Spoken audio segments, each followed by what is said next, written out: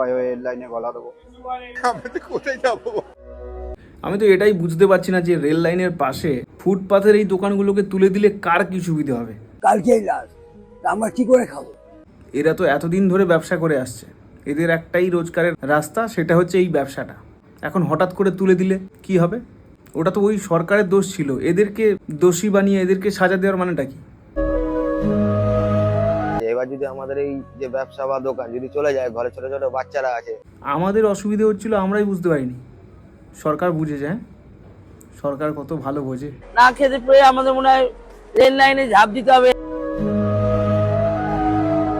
At least ওদেরকে একটা relocate করার ব্যবস্থা করে দিতে হতো, যে একটা ছোট্ট মার্কেট বানিয়ে ওখানে সবাইকে বসার একটা সুযোগ করে দিতে হতো। নাহলে ওরা যাবে কোথায়, ওরা করবে কি?